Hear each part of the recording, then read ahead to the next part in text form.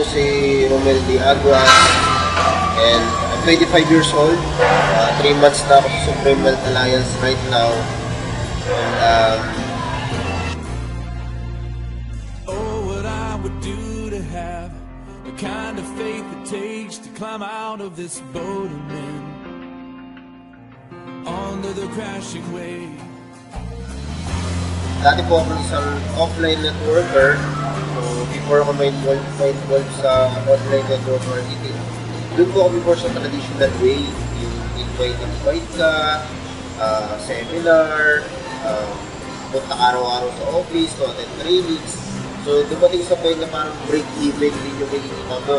Kasi, kikita ka, tapos panggagastos mo rin. So, yung savings ko that time, umamon na lang sa 2,548. So, I-trade that time na magkaroon ng sobrang dalit na network marketing, which is yun nga, sa bahay na lang, online na lang. So, dumating yung SWA sa amin.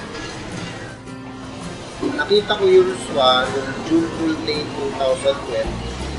And nakita ko yung video ni Johnny Bodegas that time. Yung video, Team Aces video presentation with sharing. So, pinanood ko yung video doon tayo kung paano kumita sa Facebook lang, sa tulong ng SWA. So, nung una, medyo duda ako that time.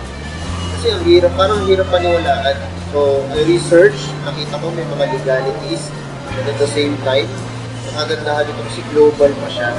So, hindi basta-basta yung Supreme Wealth Alliance. So, I joined, ginawa ko siya. Alam mo, sobra ko na baliw, yung una kong hinita is first month ko is 81,480 pesos or $1,940. So, take note. Alam mo kung bakit ako sobrang natuwa kasi kahit ni piso wala akong ginastos kaya naipon ko yung gano'n ng earnings sa loob ng isang buwan.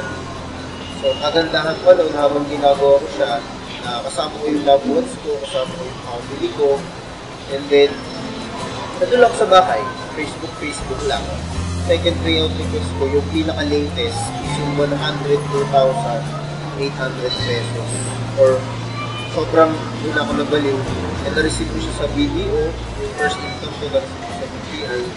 So, maraming earnings that time. Doon ko nasabi na talagang totoo yung Supreme Wealth Alliance. Kasi talagang pinuntahan ko sa ATM ko at select ko yung visit ko na ito pa talaga. Alam mo, pagtingin ko talaga sobra akong tuwan-tuwan ng time. Ang naitulong sa akin ng Supreme Wealth Alliance is that kumikita ako gamit ng Facebook. Dati kasi nagpo-post lang ako ng ano, hindi naman ako kumikita. Internet lang, wala naman nangyayari. So, naubos yung oras ko. Ngayon, meron yung pinagkakabalahan yung ginagawa ko. At the same time, nagkaroon ako ng financial freedom, nagkaroon ako ng time freedom. So, nakakatulong na ako ng konti sa magulang ko, sa nanay ko. At the same time, natutustusan ko yung mga kakailangan namin ng asawa ko. Dito sa Supreme Wealth Alliance, first time ko magkaroon ng all expense paid travel.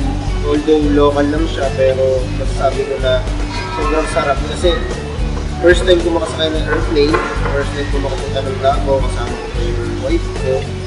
So, dito ko rin unang nabili yung dream camera ng wife ko. Dito ko rin unang nabili yung computer ko. Pagbayad na rin ako ng mga konting utang. So, nagustuhan ko talaga